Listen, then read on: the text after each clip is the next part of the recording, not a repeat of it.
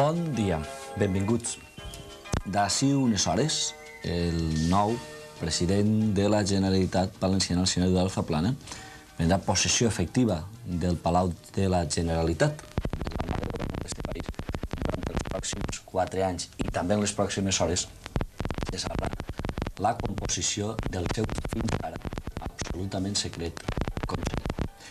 D'això s'ocuparan els informatius d'esta casa de Ràdio 9 i també de Canal 9 Televisió Valenciana. Nosaltres, membres, els proposem que seguisquen atents a aquesta conversa que mantindrem al voltant d'una realitat sociocultural, pedagògica, ideològica i educativa que ha tingut lloc a la Comunitat Valenciana des de fa 20 anys, l'escola d'estiu. Hem portat estos estudis de Ràdio 9 València 2 dels seus responsables en la seva 20a edició. El senyor Albert Sansano, bon dia. Hola, bon dia. Benvingut. Ell és coordinador de l'esta 20a edició de l'Escola d'Estiu. I Pilar Tormo, bon dia. Bon dia. És membre del moviment de renovació pedagògica Escola d'Estiu. 20 anys, senyor Sansano. 20 anys, pareix mentira, però ja estem en 20 anys. És a dir, que varen començar en un moment per a tots apassionants, que va ser aquells 75-76 anys de la transició, en unes condicions precàries, i així hem passat per tot i així estem de nou. O sigui que... Vostè ha estat des del principi? Des del principi, passa que hem estat a diferents nivells. En principi jo encara estava com un representant d'una associació que es va muntar en aquella època, que era l'Associació d'Antics Alumnes de l'Escola de Magisteri, que era quasi una plataforma parasindical en aquells moments, i es coordinàvem en el Col·legi de Doctors i Llicenciats, l'Institut per a la Renovació Pedagògica, i sobretot el moviment educatiu que havia organitzat com tal pedagògic, que era ACIES, que després se va transformar en el moviment cooperatiu d'Escola Popular, el moviment Freinet en concret. I vostè, Pilar? Pues, bueno, primer senyalar que són 20 anys d'escola d'estiu, però coincidís en 20 anys d'Altai, i coincidís 20 anys de l'edició de la Ioli... De la mort de Franco... I 20 anys, o sigui, que és una data, jo crec que molt simbòlica, molt representativa d'aquest país, no? O sigui, bé, jo també estava. O sigui, ja soc gran i vaig complint anys... Com que se diga que estava com a alumna. Però sí, sí, aleshores, clar, la primera trobada va ser molt explosiva, molt bonica, i sí, allí estàvem aprenent. On es va celebrar la primera edició? En Jesuïtes. En el Solar. En el Solar, el que és avui el Solar, de Jesuïtes, i molt reivindicat, no? Perquè el volem verd, per a no tancar el botó. Eren les instal·lacions del Col·legi de Jesuïtes? Sí, del Col·legi de Jesuïtes. Ferran el Catòlic. I ara on se celebra aquesta 20a edició? Al Saler, al Col·legi Públic Lluís Santàngel, que és un lloc en el que vàrem estar ja fa anys, és un lloc molt bonic, molt agradable, no? És a dir, en la pinada del Saler. Entre aquella primera edició de fa 20 anys, en una situació evidentment política absolutament diferent, Franco encara està tremolant-se i ofegant-se entre tubs d'oxigen, i ara, en què ara precisament avui coincidim en un canvi de govern democràtic, des d'una època governada pel Partit Socialista, ara una nova època liderada pel senyor Zaplana. Què ha canviat respecte al moviment de renovació pedagògica i l'escola, senyor Sansano? Bueno, l'escola ha canviat molt. És a dir, ha canviat encara que estem en una situació. Gonçalo Anaya el definia fa tan sols 2 o 3 setmanes. Vàrem muntar una exposició a la Facultat de Pedagogia, i en aquesta exposició vàrem combinar-la amb unes xerrades per a començar a situar el moment dels 20 anys. I Gonçalo Anaya, el professor Gonçalo Anaya, va donar una xerrada que es deia "Superar el franquisme, vèncer el franquisme". En aquella època estaven superant el franquisme, ara encara estem pendent de vèncer el franquisme. És a dir, en aquella època... 20 anys després encara? 20 anys després encara estem necessitats de definir el que és viure en democràcia. És a dir, ara hem assumit el que és la democràcia, però les estructures democràtiques no estan encara assolides en la societat. I jo crec que estem en el moment de definir el que és de veritat viure la democràcia, que és molt diferent de parlar d'ella, no? En aquell moment parlaven de la democràcia, ara necessitem situar en un moment com l'actual, sobretot, què és una societat democràtica, què és una escola democràtica. I és el que es diferencia i es relaciona en aquell moment, no? Sí, sí, bueno, i per una altra part jo diria, o senyalaria com 2 aspectes fonamentals, no? Una, que permaneix, no? La voluntat de renovació de l'escola. i del nostre saber fer, de l'ofici, no? O sigui, allò de ser mestre, allò de ser mestra, allò d'estar vehiculitzant una proposta cultural que faci créixer a les criatures, no?, en este país. Jo crec que això permaneix. I és la proposta de l'escola, és a dir, com un fet permanent de renovació, no? I després un altre aspecte que jo crec que permaneix és la creació de nous referents, és a dir, de noves contestacions, de donar contingut a una assignatura que jo crec que no han superat, que és la que deia Albert, no?, la que assenyala. És a dir, l'ensenyament democràtic està per estrenar, per donar-li contingut, que és la societat civil, quina és la proposta d'organització i de discussió. 20 anys després encara s'estan plantejant vostès això, i després de 20 anys de renovació pedagògica, d'escoles d'estiu, i de 20 anys de... és que en aquell moment... El senyor Franco, vostès encara estan plantejant com que això no s'ha assolit. Mira, això se'l plantegen i mira que nosaltres som una democràcia molt jove, és a dir, jo crec que... Però 20 anys, són 20 cursos i dona per a molt. Són 2 generacions les que han passat per ahí. Però, primer, no és suficient, ni nosaltres som el melic del món, i per tant el debat és un debat més ample que el de la pròpia escola d'estiu, i aquest debat que és més ample que nosaltres repercuteix en nosaltres mateixos. És a dir, que jo continuo pensant que som una societat molt jove i, com t'acabo de dir, nosaltres som també referent d'aquesta societat, el debat persisteix. És a dir, que la societat francesa, la societat europea, sobretot després de la caiguda del muro, per algun simbolisme, per ficar, caiguda del muro, entre cometes, està qüestionant-se qual és la societat del segle XXI. En aquells moments ens plantejaven quina era l'alternativa a una situació d'autarquia, de dictadura. En aquest moment ens estem plantejant com, després d'haver definit l'utopia de la democràcia, ens estem donant que això no era suficient, no? Que la democràcia pot suposar altres perills, la democràcia entre cometes, altres perills per a la societat, està l'atur, està la reconversió industrial, està l'atur juvenil, sobretot, que estem trobant com un gran problema per a les eixides de les escoles, i els valors, el trobar alternatives a la nostra forma de vida, no sols a la forma de l'escola, i això 20 anys després, possiblement i 30 i 40 anys després. Pilar, recorda quan va ser el primer any que va fer vostè classe? Ui, clar, i tant. Jo era molt jove, i sí, clar que el recorde, o sigui, recorde el poble de Novetlè, on vaig estrenar-me de mestra, i el recorde en molta passió. Jo em vaig vincular rapidíssim, creix en el marc de l'escola d'estiu, com a mestra m'estrene, no? I sí, clar que el recorde, i recorde l'escola franquista, no? Però com l'acabament, no?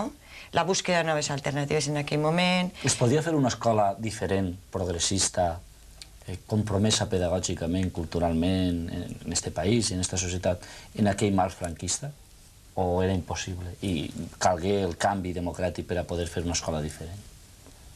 Mira, jo el que trobo és que dins de l'aula, ell i la mestra, que en aquell moment se comprometia amb les necessitats mínimes de l'alumnat, era impossible que no tinguera un altre referent de transformació social. Vull dir, fer escola era impossible en un marc de l'escola autoritària franquista, relegada, miserable, de misèries, no? De misèries culturals, de reduccionismes, de tot. Recorda els inspectors que li deien? Recorda que en aquell moment els inspectors marcaven totalment els marges de maniobra de qualsevol. El que passa és que quan s'actua des de la repressió, aleshores la persona vigilada, diríem, elabora unes estratègies de camuflatge increïbles, no? I això és el que passava. És a dir, quantitat... Jo recordo, les cançons se camuflaven, no? I per la pèrdua, o sigui, el que tenia simbolisme i significació per a un tall de persones, però unes altres no les tenia. I aquesta és la gran avantatge de qualsevol estratègia franquista o repressiva, no? I jo diria que l'elaboració d'estratègies de camuflatge per part de... Però clar que actuaven, o sigui, els inspectors actuaven, no se podia en absolut, ni alçar acta. En aquell moment, recorde en Alzira, com se va reprimir a un company per ser secretari d'un claustre que alçava l'acta en català, en valencià, i la inscrivia en valencià. I pel fet d'alçar acta del debat claustrable, fer-ho en valencià, era motiu de sanció disciplinària, no? És a dir, qualsevol mínim actuació coherent amb un esperit de transformació mínima de l'escola implicava també donar-te compte que les estructures generals era jo crec que fèiem igual que els traductors de les cançons del Raimon, del Pi i de l'Ovidi, quan tenien que presentar les lletres a censura en els serveis d'informació i turisme. És a dir, era tirar la imaginació en la traducció de lo que en realitat se volia dir i al final se dia. El que passa és que havia que tindre imaginació, al igual que la gent que passava la censura cinematogràfica. Però se tenia la moral de que la raó era nostra, no? Diguem, vosaltres teníem... Ells ahir volien, vostès en aquell moment tenien consciència, tenien la sensació que estaven immersos en un procés, diguem, il·lusionant per suposat, però important, i que d'allò era un poc la llavor d'un fet que després seria molt més important, senyor Sanson. Diguem, tenien consciència de transcendència? Sí, jo crec que inclús l'única i gran diferència en aquella època, i allò ens donava en aquella època molt més injecció, és que pensaven que damunt la nostra utopia s'anava a realitzar 3 o 4 anys després a tope, no? I jo crec que en aquesta època moltíssima gent treballava en una il·lusió extrema perquè tenia aquesta consciència, es considerava que tenia raó tots els seus models de treball i damunt pensava que això anava a poder dur-lo a terme a 3, 4, 5 anys a uns nivells, diguem, generalitzables. És a dir, anava a trencar l'estructura de la seva aula, anava a passar a l'estructura del seu centre, anava a plegar a la societat. Sí, bueno, i la lluita per la gestió democràtica, per exemple, de centres, va ser molt bonica, no? O sigui, com se configurava la vida del centre des d'un punt de vista molt democràtic, on les decisions se prenen col·lectivament, on la direcció no és... O sigui, l'organització no és verticalista, on la presa de decisions, diríem, se fa col·lectiva, on els pares, les famílies, pares, mares i l'alumnat participa en el projecte de centre, no?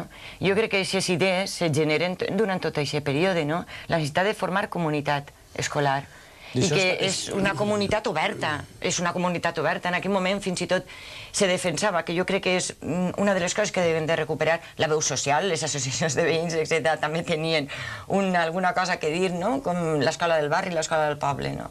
I això després ho han aconseguit? Vull dir, tots aquells somnis que vostès tenien, l'escola d'ara, del 1995, què té?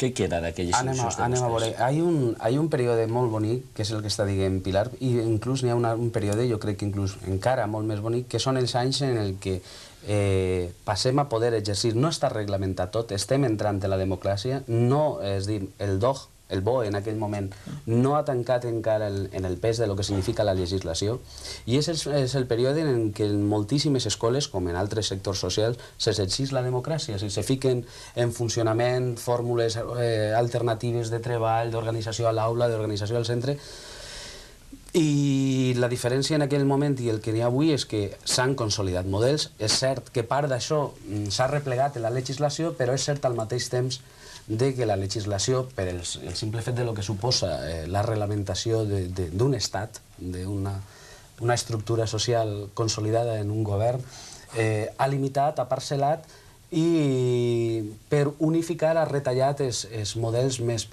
fica entre bancs els models més progressistes de treball, és a dir, per això de generalitzar models... Ha uniformitzat. Ha uniformitzat, en efecte. I quan s'uniformitza se tallen caps, diguem, més alts? Jo crec... A veure, jo sí que el que entenc és que el que passa en un sector com és l'escola, el professorat i tal, és el que està passant en la societat. Jo crec que tenim una assignatura pendent, que és la democràcia. És dir, este debat... No, perdona. O sea, este debat és democràcia d'elecció o democràcia de participació. Este és, en el fons, el contingut que tenim que discutir la ciutadania d'aquest país, no? Democràcia, però darrere la paraula hi ha models. Tenim democràcia d'elecció i és esta on els ciutadans, ciutadanes, el professorat elegís... És a dir, és allò d'elegir com en una botiga, no? El que tu vols... és esta democràcia o és una democràcia de participació?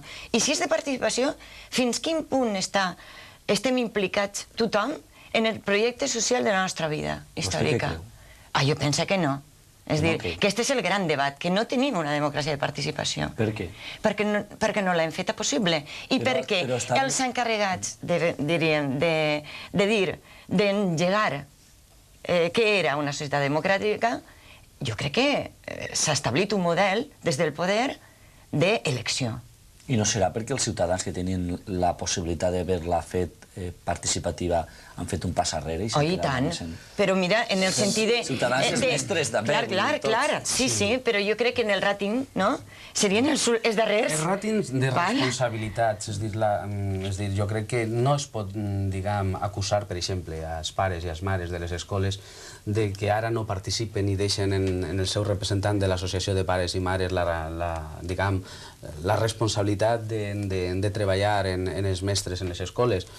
Jo crec que és que des de la responsabilitat dels dirigents, diguem, els que haurien de ser capdavanters de la dinamització social, diguem, per tant, no sols del govern, sinó dels partits polítics progressistes, han deixat caure aquest model de vida participativa. I clar, el que no es pot dir ara, per exemple, és que els pares i mares no participen, o els mestres no participen, no volen la responsabilitat en les escoles, anem a burocratitzar més les escoles. No.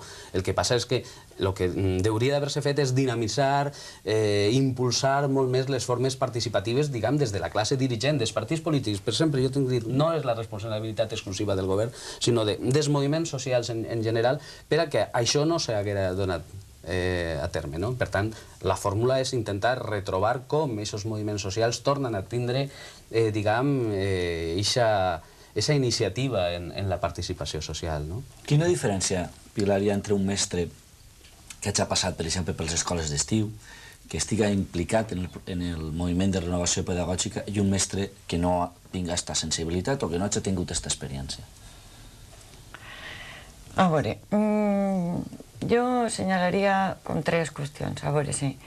La primera és el nivell de sensibilitat. Jo crec que és una... Les experiències es marquen, però totes les que vivim, no? I el fet de trobar-te en un col·lectiu, de crear una revisió crítica del teu pensament, de la teua oferta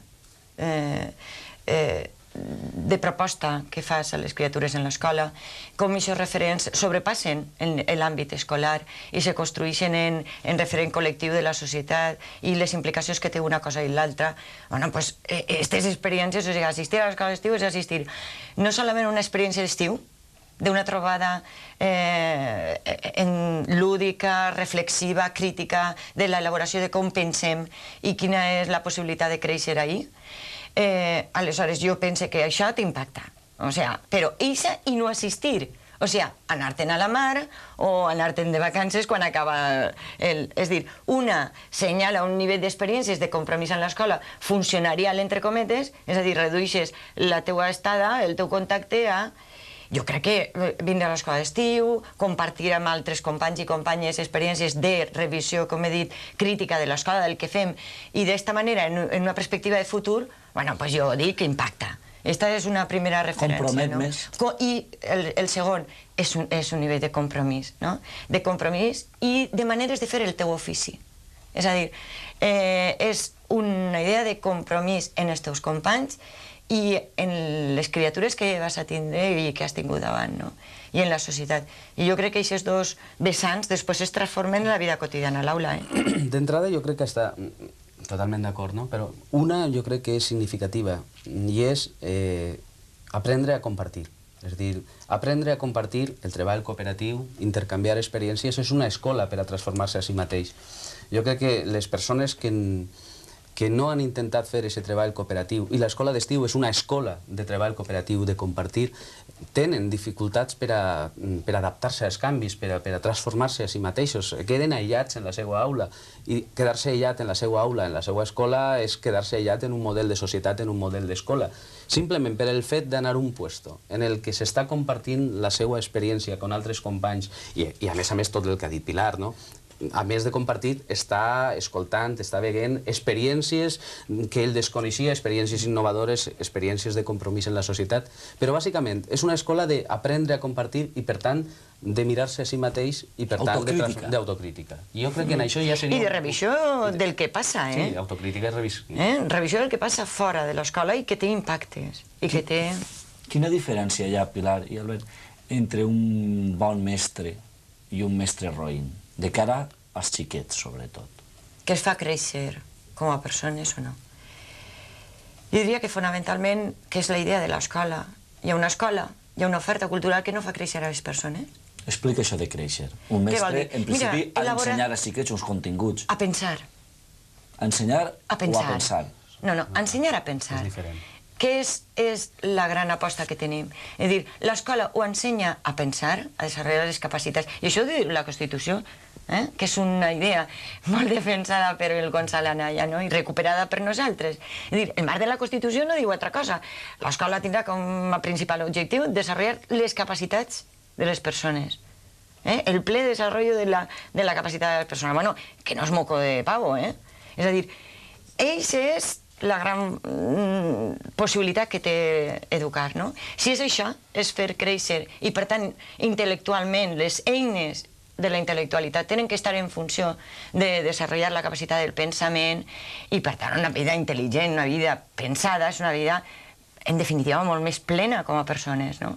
Este és diríem, l'objectiu fonamental, i jo crec que exclusiu de l'escola, no? Aprendre, que també es diu, perquè és diferent. És dir, l'aprendre continguts significa que has après uns continguts que possiblement, com mos ha passat a tu, a nosaltres, ara no són vàlids, però si tu has après a aprendre a pensar, els continguts els podràs estar transformant constantment. Instruments i forma de treballar aquests instruments i forma d'accedir a nous instruments que t'apareixeran en la vida, no? Que és diferent. I un mestre roïn què fa, Pilar? Jo penso que un mestre roïn, o una mestra roïn, el que fa és ni més ni menys que despatxar, o sigui, és com diria jo, a veure, en una botiga, en una cadena de producció, fer la peça que li toca, no? La peça que li toca... Complís el seu horari. Complís en l'horari, en els llibres de text, complís en les reglamentacions, complís fonamentalment en una alienació del seu treball, no? A la qual estem, per una altra part, en general, no solament acostumats, sinó cada vegada més, al treballador i a la treballadora s'ha de demanar menys implicació en el seu treball, no? Que és una de les, jo crec que, de les apostes fortes del segle XXI. No fa falta el factor de que hi ha una vinculació o no del treballador amb el seu treball, no? El tal és complir. Jo penso que aquest no és un problema del professorat, no? És un problema realment de quin lloc ocupa el treball en la capacitat de vida de les persones, no? I jo diria que aquest és el funcionariat, no? És a dir, la persona, mestra o mestre, que complís, ja dic, en el llibre de text, complís en les normatives, complís en les notes, complís en la selecció dels escolars, qui té que aprovar i qui té que suspendre, qui sap, qui no sap, però, puntó, no és una oportunitat per a les persones que hi van. Podríem dir, Pilar i Albert, que quan un xiquet al llarg del seu pas per l'escola passa per un mestre roïn o un mestre bo, finalment són persones diferents? El mateix xiquet podria ser diferent segons qui s'hi passarà per les mans d'un mestre bo, en el sentit que estaven dient. Bueno, el que passa és que d'una... Jo no sé si és bo o dolent, però de qualsevol experiència... Bueno, jo conec... Bueno, jo no. La història coneix de moltíssima gent, Edison, no sé què, que ha passat per una escola dolenta. Però ha tingut la capacitat crítica d'elaborar de l'experiència dolenta, superar-la, no? Elaborar un pensament crític d'allò que no vol, positivitzar qualsevol experiència. Aleshores, és evident que l'escola és una experiència més vital, una experiència més important. Nosaltres considerem que és molt important. Mires les hores de l'escola comparats amb les hores d'un dia, vol dir-te que... Però és una experiència qualitativament, jo li dono molta importància. Jo crec que és l'activitat més important que fa una criatura. I la viu així, perquè també li la dona així. Però de totes maneres no és l'única. I, per tant, la responsabilitat. I tampoc és determinant ningú període de la nostra vida. I una cosa en valencià que diguem, no som, anem fent-se. I és molt bonic aquesta idea, recuperar-la per allò de dir, bueno, tampoc ens marca i determina una experiència que dura X anys. Tenim possibilitats de créixer en qualsevol cas, no? Però és evident que hi ha significacions diferents i que una experiència positiva a l'escola jo crec que és molt enriquidora al llarg de la teva vida, no? Me queda en esta frase. Me queda en esta frase. No som, anem fent-se, diu Pilar Tormo. Estem parlant sobre la 20a edició de l'Escola d'Estiu. Des de l'any 75 fins al 95, este país, esta societat, ha canviat molt i una part important, en un aspecte, sobretot en l'educatiu, docent i pedagògic, de responsabilitat, per sort, l'ha tinguda l'Escola d'Estiu. Estem parlant amb Pilar Tormo, membre de l'Escola d'Estiu, del Moviment de Renovació Pedagògica, i també el senyor Albert Sanzano, que és coordinador d'esta 20a edició de l'Escola d'Estiu, que se celebra al Col·legi del Saler, Lluís de Santàngel. Lluís Santàngel, sí. Lluís de Santàngel. Anem parlant d'altres qüestions. Parlàvem dels mestres, bons i roïns, de la implicació. De fa alguns anys, per sort, en aquest país, tenim la possibilitat que els xiquets aprenguen en valencià o en castellà. Línies en valencià, línies en castellà. Quina diferència hi ha entre els mestres, Pilar o Albert, que treballen en una línia o en una altra? És a dir, mestres bons, primer, generalitzar i fer una definició és molt difícil. Jo crec que mestres bons com metges bons n'hi ha en tots els sectors, en totes... El que passa és que pense que un mestre, una mestra que agafa el compromís de treballar en valencià en un país com aquest, és a dir, que significa d'entrada que ha agafat un compromís, clarament, ha agafat un compromís i per tant s'està qüestionant el seu treball. I això ja és un pas endavant, i això és un pas diferent. I això significa, diguem d'alguna manera, un marc diferenciador d'uns mestres i altres. La qual cosa vol dir que, perquè ningú s'ofengui, això no vol dir que no n'hi hagi mestres o mestres molt bones que estan treballant en castellà, però el que sí que és cert és que un compromís en un país com aquest significa assumir que està donant, o socials en valencià no estan en una línia en valencià, però està assumint en una escola que no té línia valenciana, però està assumint el compromís de fer el seu treball en valencià, o ha fet el compromís d'anar a treballar en escoles que estan portant a terme un procés de línies en valencià. I això és... És a dir, potser si estiguérem parlant d'un altre país o estiguérem parlant d'una situació, diguem, ja més consolidada com Catalunya, no tindria per què diferenciar-se, però sí, en aquest país jo crec que sí que... Així encara significa una aposta, un compromís. Sí, i una incomoditat. I una incomoditat, evidentment, i una incomoditat en molts puestos. Entre qui o davant de qui? Bé, jo crec que nosaltres estem, com a poble, encara molt lluny de normalitzar una cosa com és la llengua. Tan evident, tan primària, no? Però és així. No la hem intel·lectualitzat, és a dir, no és una llengua normalitzada que val per a tot. Avui encara és incòmode. Encara és incòmode comprar en valencià, anar a les botigues, comprar en valencià. Des de luego, si tens criatures com jo, que som ara també, doncs anar al cinema, ofertar oci en valencià és impossible. O sigui, és que és impossible. Vull dir, no està, és un país sense normalitzar. I això vol dir... Plantejar-se la normalització en l'escola, doncs imagina que és un parèntesi. Exacte, i per tant és incòmode. Vol dir que hi ha molt camí que fer i que este camí és difícil, que lo fàcil és passar-se al castellà, que lo fàcil és no fer problema d'això, no? Oblidar-se de que hi ha coses per les quals val la pena lluitar i val la pena incomodar-se, perquè estan per fer i les tenim que fer nosaltres, perquè, com dia Sánchez Warner, la llengua és una qüestió que no se pot aplaçar, perquè se'ns va. I se'ns va en la mida en què les imatges, els sons, tot se codifica. I en la mida en què tots els valencianos parlants en som bilingües, se passem ràpidament al castellà, per allò de... I s'oblidem de que tenim alguna aportació cultural de permanència històrica que és reivindicar l'existència d'un poble i d'una identitat, i fer-la futur. I jo crec que això és incòmode encara avui per avui, és bonic, però té incomoditats. I escriure i adreçar-te per a qualsevol cosa i fer ús de la teva llengua, encara te sents moltes incomoditats. I en els claustres? També és incòmode en un claustre, diguem, en una altra... Uno apareix en una escola per moltes circumstàncies, per trasllats, per moltes circumstàncies. I hi ha una gent que que es va repetint al llarg dels anys. Els ha resultat a vostès? O tenen informació que sigui incòmode en un claustre? És difícil, és dir, que és per el mateix que t'està dient Pilar, és dir, sí, en la societat és difícil el trobar-se aquests puestos, aquest lloc, aquest context de normalització, aplegues a l'escola i te trobes en la mateixa circumstància. I dins dels claustres te trobes les mateixes circumstàncies de fer normal. Incomprensió no, jo crec que hem superat molt. Jo recordo encara les assemblees sindicals de fa 10 anys en el que... Jo venia de les Terres del Sud, venia d'Alacant, i clar, jo era un castellano parlant que venia així, no? Te'n recordes, no? Que a mi me costava moltíssim. Però jo recordo que encara en aquelles assemblees que jo començava a parlar en valencià, diguem, per compromís en esta terra, en este país, trobaves com havia gent que te deia en castellà a la primera intervenció. Això ja ha desaparegut, d'entrada, punt. No n'hi ha ninguna assemblea, ninguna reunió en què ningú te diga en castellà. O sigui, que anem a pams. L'ús normal, bilingüe, s'ha normalitzat. Bilingüe, del valencià, diguem, ja no és qüestionat. No, el professorat, jo crec que a aquests nivells ja normal. Ha fet un esforç més que la societat en conjunt.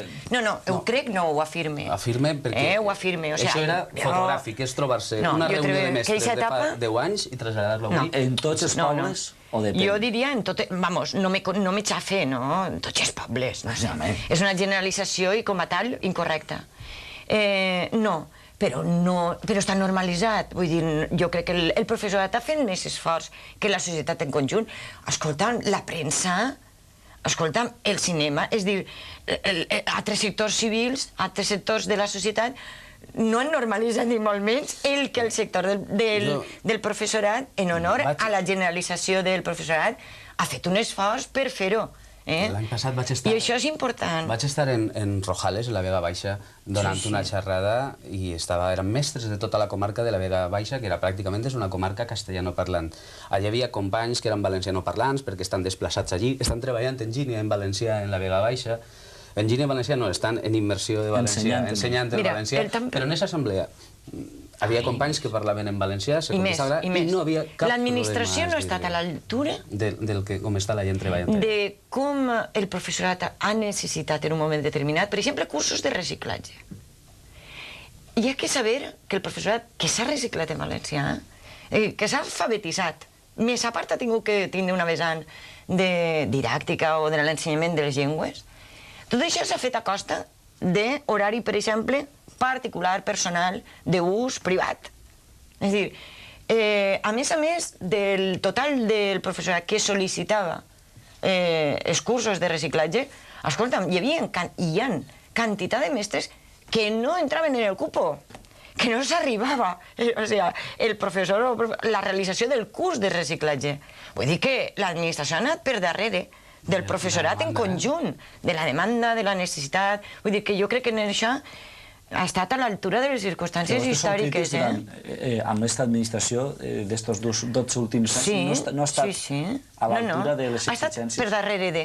Ha estat per darrere de, sí. Jo crec que han fet, per exemple, tornant a aquestes comarques, que són les que sempre pensem que allà n'hi ha problemes, jo crec que els companys i companyes que estan treballant en aquestes comarques han fet molt més esforç per normalitzar la vida i el valencià en aquella zona, els companys mestres i mestres d'allí, que els impulsos que ha fet l'administració, perquè és gent que ha tingut que anar des d'allà a ells, a les 5 de la vesprada, anar-se a ells a un curset o a baixar-se a Alacant. És a dir, això significa un esforç militant per part d'esta gent i el simplement de fer-lo és de xapó i dir que són ells els que han portat a terme el tema. Jo llegia a la premsa, per exemple, no sé, no me'n recordo en quin moment, però això ha així, no? En premsa, les hores que s'han dedicat, les corts, les nostres corts, a parlar en valencià als diputats, i quanta gent s'havia reciclat alfabetitzant, i bueno, a l'altura del betún respecte del professorat, aleshores, clar, vull dir, és una institució, és la màxima representació de la institució pública d'este país, no?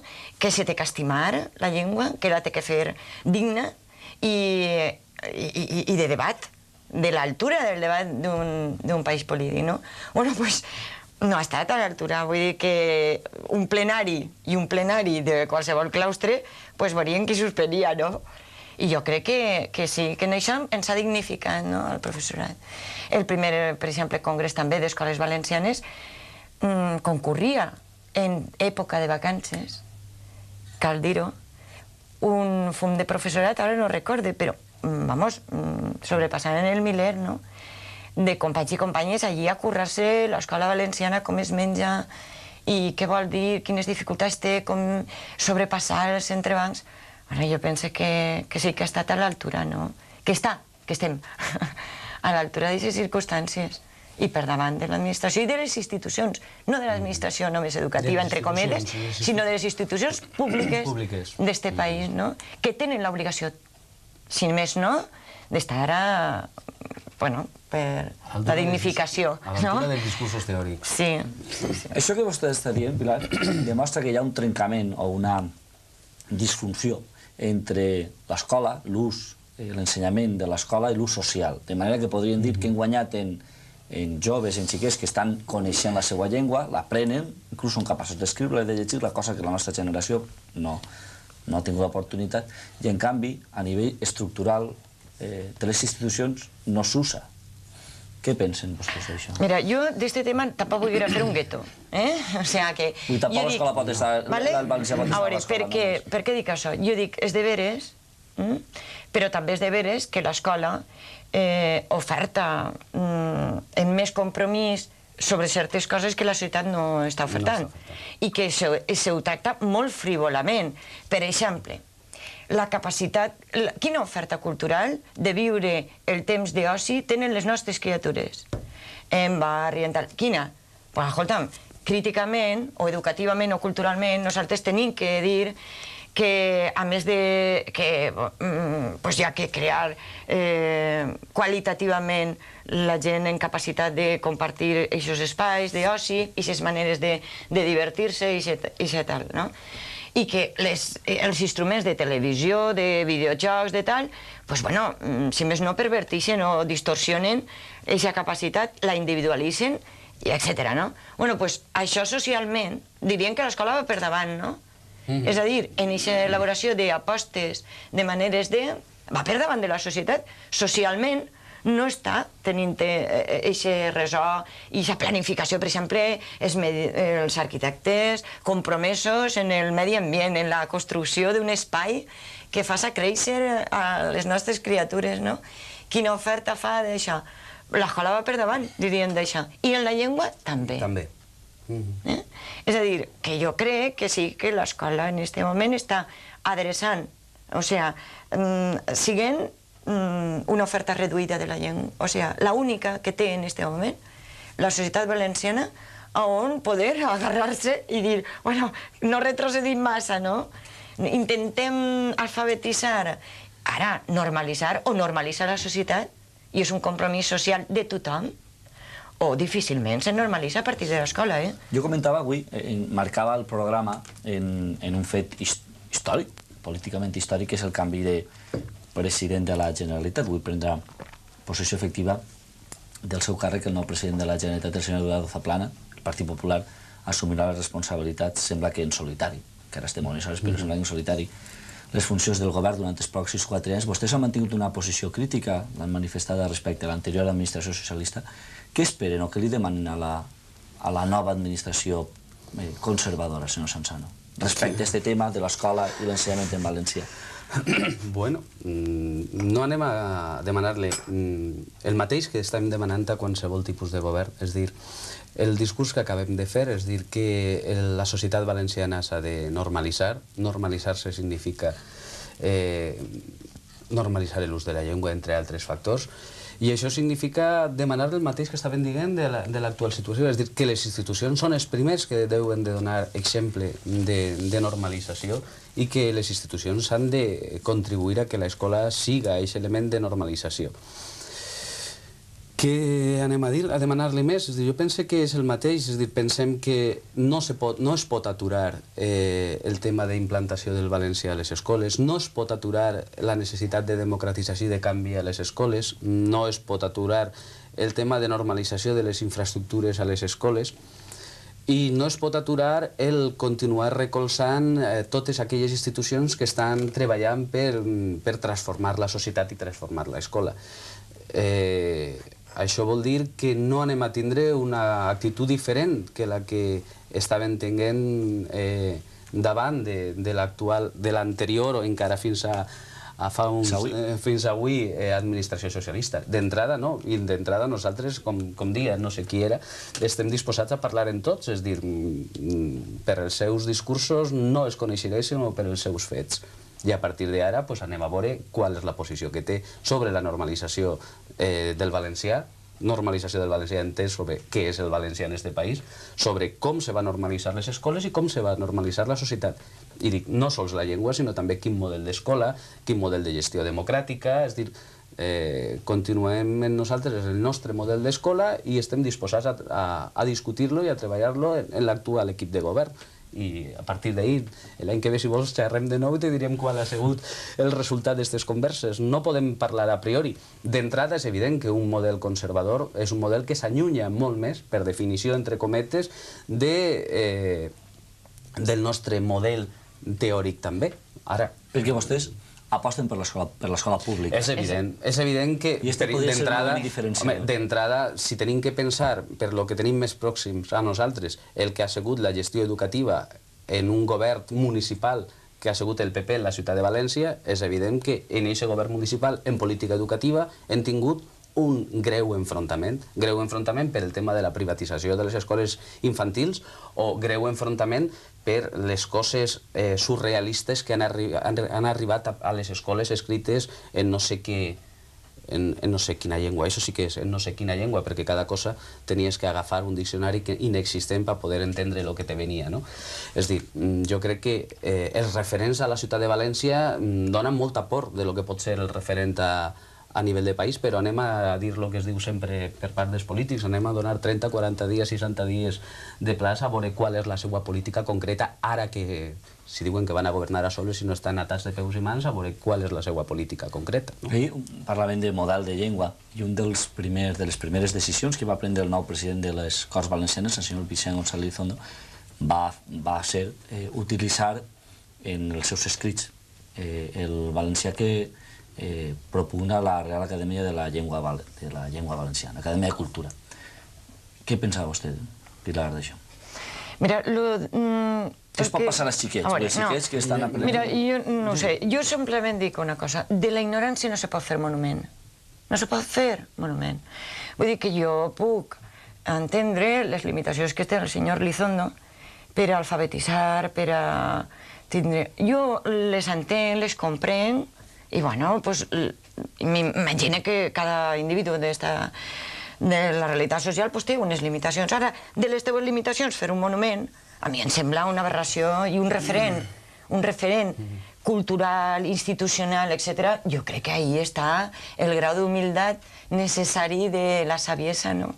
I d'ahir a dir que perquè no n'hi ha una normativa a utilitzar només el castellà, com va passar en el Palau de la Música, o com pot passar en les Corts, en el que te trobes que com a alternativa a no utilitzar un valencià confús aparega com que única llengua d'ús va ser el castellà, doncs ahir n'hi ha la segona part del perill, perquè això també s'ha estat utilitzant. Jo el que diria és, per favor, demane la racionalitat mínima que en aquest sentit, l'agravio comparatiu, vull dir, les Corts espanyoles no se li acudixen discutir de llengua, ni se li acudix a ningú escriure, bueno, les seues anotacions personals, pues el dialecte que tinc en andalús o el que siga, pues m'imagine que li serà permès, però d'ahir a fer un acte constitucional en este... Pues jo crec que hi ha un respecte de dignificació que tenim que reivindicar, no?, mínim. I en aquest sentit jo el que diria és no frivolitzem en la llengua. És que la llengua està en la UBI. Entenguem-se això. Està en la UBI. I necessitem cuidar-la, estimar-la, perquè no sobrepassarà, és que no sobrepassarà el bagatge cultural nostre. O fem un esforç comunitari, socialment, de sumar i de filar prim en aquestes coses, de mimar-lo, o des de luego, històricament hi haurà responsables, però ho perdrem tot. I no sobrepassarà aquests nivells. Escola d'estiu, d'ací al diumenge pròxim. El dissabte. El dissabte. Què faran vostès durant aquests dies? Mira, estaven dient que si el títol era definir ara l'escola pública i definir ara l'escola pública no era a soles definir l'escola aïllada de la societat, nosaltres pensàvem que si ara tenien que definir de nou l'escola per veure qual és l'educació del segle que ja està ahí al costat, significava que tenien que començar a treballar qüestionant-nos qual és el model social que volem per al País Valencià, quin model de cultura volem al País Valencià i a partir d'ahí començar a discutir quin model d'escola volem relacionada amb aquest model de cultura i de societat valenciana que volem. I això és el que anem a treballar bàsicament a partir de, diguem, tertúlies, xerrades, aules de debat que anomenem, dels grups de treball que després organitzem per a debatre això i d'altres activitats que és una altra forma d'anar construint l'escola, que és a través de l'intercanvi d'experiències i tallers. Aquest és el procés de treball que tenim d'ací al dissabte. Quanta gent participa? Al voltant d'unes 300 persones en cada una de les seus. Vam estar trucant a ells i la Safor i al voltant de 300 amunt, 300 a baix en cada una de les seus. Perquè hi haurà vora 1.000 persones. 1.000 persones en el país treballant en aquests dies. I quants mestres i mestres, homes i dones, estan compromeses amb el moviment de renovació pedagògica? Molt més des que estan ara en les escoles. Bé, som un moviment, vol dir... Un moviment sempre té dos vessants, una l'organitzativa permanent, però una altra és el deixar-se sentir, el crear referències amb la qual cosa hi ha molta gent que es vincula de manera desigual a una idea, a un projecte, al projecte que Albert ha assenyalat, de ser protagonistes de l'escola de l'any 2000, del segle XXI, i volem que siga nostre, i volem que siga referent d'este país, no? I aquest model és el que vincula a moltíssima gent que potser per circumstàncies múltiples no està organitzada avui en l'escola en estos dies, però que participa d'un font d'activitats, de seminaris per organitzacions, per exemple, el que t'acabaven de dir abans, és dir, en Castelló i en la Ribera les activitats se van a fer a la tardor, és a dir, que n'hi ha altres col·lectius que van a treballar el seu àmbit exacte, i a més n'hi ha altres estructures, altres organitzacions, la Costera, etc., en la que també n'hi ha altres col·lectius que al llarg de tot l'any, al igual que fem nosaltres també, és a dir, que no sols treballem a l'estiu, sinó tot l'any, estan organitzats en seminaris, en grups de treball, en grups de debat, i per tant no és a soles la gent que en aquests moments està treballant en aquestes tres seus, és a dir, és un treball permanent, amb una voluntat també vertebradora de país, és a dir, descentralitzat, comarcalitzat. A banda de la discussió sobre l'escola pública, que centrarà els debats d'esta vintena, que és fonamental... Perquè vulguem que sigui una escola per tothom, per totes les persones. Si és pública i privada, no serà possible? No serà possible. La privada vol dir que organitza entre els iguals. És una escola d'entre els iguals, és que pensen igual, és que segons una opció determinada...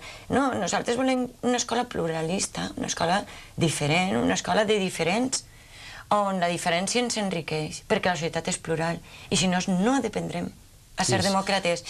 L'escola pública és un model democràtic. L'escola privada no és democràtica. L'escola organitza els iguals, els que tenen la mateixa idea de pensar. Sí, la nostra definició de pública no vol dir que pública és que és monolítica, sinó precisament per això, és dir, és pública en el sentit que és per a tothom i que és, diguem... Totes les persones tenen que créixer... Pluralista, en el sentit que pluralitat no és precisament que tinga que ser... És que penseu, sempre se confusís el tema de l'icon, que és mono. No, és que significa que hi cap tothom, és pluralista. I és la diferència bàsica en la privada. És la diferència i és la gran aportació enriquidora que no volem reduir, que no m'ha alcançat, que està per discutir. I que pública no és estatal, que és un concepte que se confundís moltíssim. Diferència això, que molta gent... Públic, a molta gent et vol dir que està pagat per l'Estat, que no costa duros. Públic, per nosaltres, és civil. És un projecte cultural. És una oferta de fer créixer els nostres criatures en quina proposta.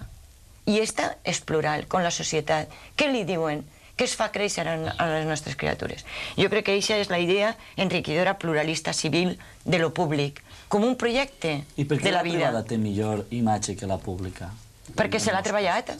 I qui tenia l'obligació de treballar la pública, que són aquells que creguem en un projecte de vida pública, de vida compartida, no se l'hem currat com toca. Jo crec que és inclús bàsicament un treball de màrqueting. És a dir, si l'han treballat, no és real, és simplement qüestió de màrqueting. I que, el que em deia Pilar, dissortadament, qui hauria d'haver fet aquest màrqueting per a l'escola pública no l'ha fet. És a dir, nosaltres no som qui... Bueno, sí que som, però no som els suficients i no tenim la suficient força perquè no som l'administració com per a demostrar que un model públic pot ser tan de qualitat o més de qualitat que els models privats que ens venen per ahí com que són l'oro i el moro. Això sí és una qüestió d'imatge i la base és la mateixa. El que passa és que uno té una imatge bona i una imatge roïn.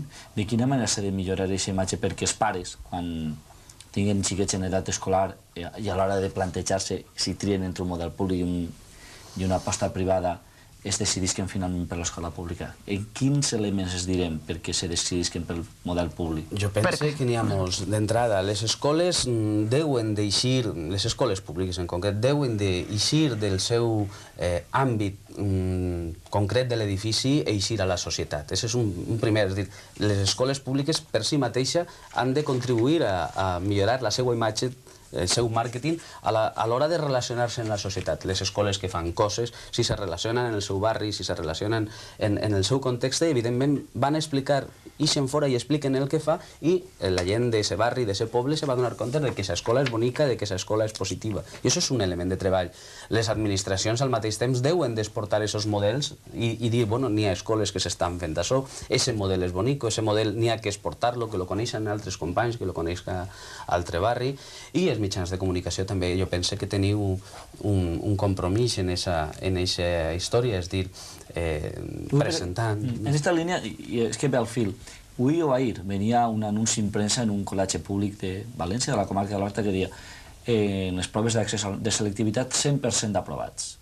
Vol dir que aquesta escola ofereix com a element de distinció el que els seus alumnes han aprovat el 100% de la selectivitat. Clar, és un criteri de qualitat. Es planteja això a l'escola pública. Però, mira, és un criteri de qualitat en els que tant els mitjans de comunicació i, diguem, les administracions, per a demostrar que això no és qualitat, està contribuint. Jo recordo ara, i vull clavar-lo com una cunyeta, és dir, els xiquets de la meva escola anaven a enviar una carta als mitjans de comunicació perquè era una escola pública que havia guanyat un premi europeu, per exemple, i s'estaven trobant com que així al País Valencià no estaven, diguem, els mitjans de comunicació no estaven, els mateixos dies, no estaven donant ressò de lo que havia suposat que una escola pública d'un barri popular de València guanyara un premi europeu, no estaven trobant ressò, i els mateixos dies apareixia en la premsa que un mestre d'una escola pública havia bofetat a un xiquet i això sí que era noticiable. Diga quina escola és i quin guanya. On vostè treballa? El Blasco Ibáñez de la Malvarrosa. I quin premi ha guanyat? És un premi de la Comunitat Econòmica Europea d'Educació de Jovens Consumidors. Però dona't compte... Aprofite, no, però... No, el que vull dir... Està clar. El fet de que sí que era notícia una bofetada d'un mestre, no era notícia és que xiquets guanyaren un premi europeu. Aixina tampoc se fa imatge de l'escola pública. També té raó. En això els mitjans de comunicació sí que tenen una responsabilitat. I hem de reflexionar també sobre això, perquè és més notícia que un mestre li pegui una bofetada a un xiquet, que ja és una mala notícia, no hauria de passar, però per què no és ressò d'un fet tan important com és que una escola pública d'un barri popular de la ciutat de València guanya un premi europeu i no tinga el ressò que mereix. Bé, ho tenim en compte. Senyor Albert Sanzano, gràcies per la seva participació. Pilar, ànim, 20 anys ja. 20 anys. I és que vindran. I és que vindran. Faran tota una vida. Quants xiquets han passat per les seues mans? Per la meva experiència han passat ja molts anys. Molts. Jo crec que porta ja 23. Segur que tenen un magnífic... Doncs 23 generacions. No, tampoc. Un magnífic record de vostès. Una mitja de 20 per 30. No ho sé. Moltes criatures. Als quals es dec molt. Gràcies. I demà recorden que tenim una nova cita en aquestes tertúlies a partir de les 9:05, tant per Ràdio 9, on ara tenen el butlletí de notícies de les 10, com per Canal 9 Televisió Valenciana, on ara continua el magazín entre setmana. Han sigut molt amables per la seva atenció. Fins demà.